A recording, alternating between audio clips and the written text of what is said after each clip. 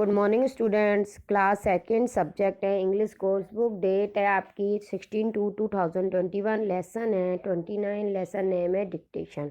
Dictation को हिंदी में बोलते हैं इमला। ठीक बेटा, तो सबसे पहले आपके लेसन में देखते हैं क्या लिखा है। Dictation is a listening skill which enables the children to write words and sentences correctly.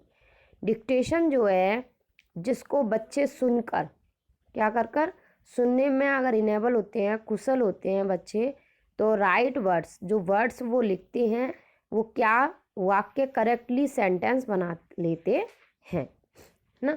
It is not help them to learn correct spelling but it also develops a good listening skill.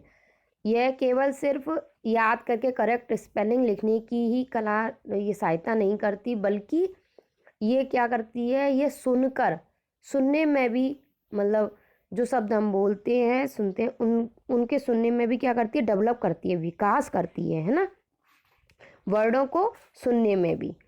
Next है dictation is an effective way of giving writing practice to the students which improves their writing speed and hand writing also. Dictation जो होती है वो कई तरीके से बच्चों को प्रभावित करती है। इससे बच्चों की राइटिंग में प्रैक्टिस आती है, उनकी राइटिंग में इम्प्रूवमेंट आता है, और राइटिंग की स्पीड यानी कि तेज़ लिखने की, हैंड राइटिंग और राइटिंग को लिखने की स्पीड क्या होती है, वो बढ़ जाती है ना। Next, importance of dictation. Dictation के क्या महत्व हैं। फर्स्ट है टू लर्न करेक्ट स्पेलिंग। इससे हम सही स्पेलिंग्स याद कर सकते हैं। To develop good listening ability. सुनने की जो योग्यता होती है वो अच्छी हो जाती है, विकास होता है सुनने की क्षमता में। To develop writing practice. ये हमारी जो राइटिंग होती है उसका उसमें भी हमारी क्या होता है, प्रैक्टिस होती है, विकास होता है राइटिंग के अंदर भी। नेक्स्ट है how to prepare student for dictation. हमें बच्चों को डिक्टेशन के लिए कैसे प्रिपेयर करना चाहिए। फर्स्ट है guide the students to learn the spelling.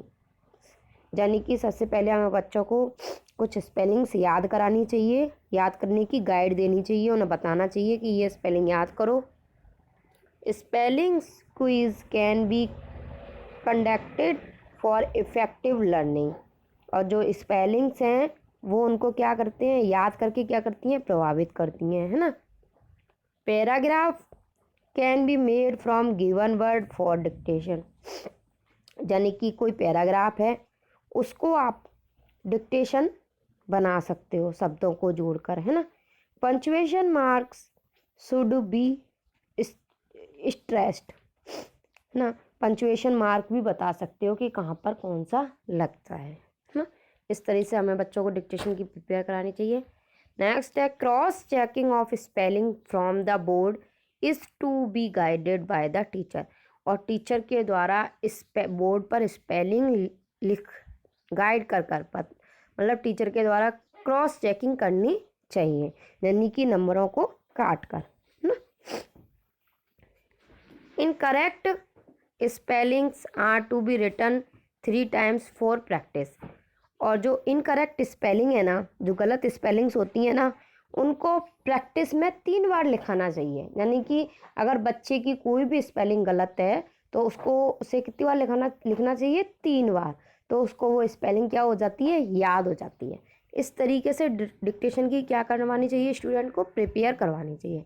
सबसे पहले उसको स्पेलिंग याद करानी चाहिए, फिर उसको स्पेलिंग का प्रभाव यानी कि स्पेलिंगों के बारे में बताना चाहिए, ये किसकी क्या स्पेलिंग है। फिर कुछ पैराग्राफ उनको याद कराने चाहिए, फिर बताना चाहिए कि कौन सा पंचुएशन मार्क कहाँ पर लगता है। फिर उनको लिखाना चाहिए बोर्ड पर और उनको बताना चाहिए, क्रॉस चेकिंग करनी चाहिए। अगर कहीं पर भी उनकी स्पेलिंग गलत है तो वो स्पेलिंग उनको 3 बार लिखानी चाहिए। इस तरीके से उनको डिक्टेशन की हमें क्या करवानी चाहिए, प्रिपेयर करवाना चाहिए। ओके बेटा, तो ये आपको क्या करना है, इतना रीड करना है।